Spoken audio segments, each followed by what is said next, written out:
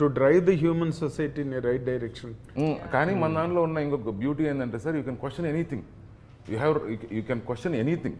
నువ్వు క్వశ్చన్ చేసిన తర్వాత either you have to question sir, నీకు ఆన్సర్ దొరికే వరకు క్వశ్చన్ చేయంటారు, లేదా బ్లైండ్గా ఫాలో అంటారు. ఇది మన కల్చర్లో, మన ఈథోస్లో ఉండేది అనమాట. నువ్వు ఆ క్వశ్చన్ చేసినప్పుడు నీకు ఆన్సర్ దొరకలేదు అనుకోండి, you can discard it. So టైంకి అనుకూలంగా డిస్కార్డ్ చేయనివి మూఢనమ్మకాలు అవుతాయి. డిస్కార్డ్ చేస్తూ పోతూ ఉండాలి, ఎవాల్వ్ అవుతూ పోతూ ఉండాలి. ఓకే, మీరు ఇప్పుడు ఏం చెప్తున్నారు అయితే, మీరు ఏ సైడ్ తీసుకున్నారు సినిమాలో? అది సినిమాలో మీరు చూడండి సార్. అంతేనా? అది అంటే చెప్పొద్దు.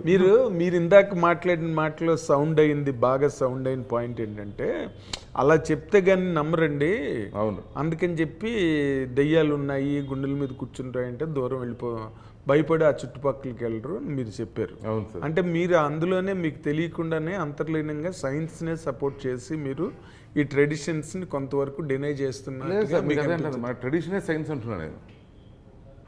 మన ట్రెడిషన్సే, మనకి ఏవైతే ట్రెడిషన్స్, ఇప్పుడు మనము దీపం అంటిస్తాము, దానికి ఒక రీజన్ ఉంది. నెగిటివ్ ఎనర్జీ పాజిటివ్ ఎనర్జీ కింద వస్తుంది అనేసి. ఇంట్లో గోర్లు కట్ చేయొద్దు అంటారు, ఇండైజెషన్, దానికి ఒక రీజన్ ఉంటుంది.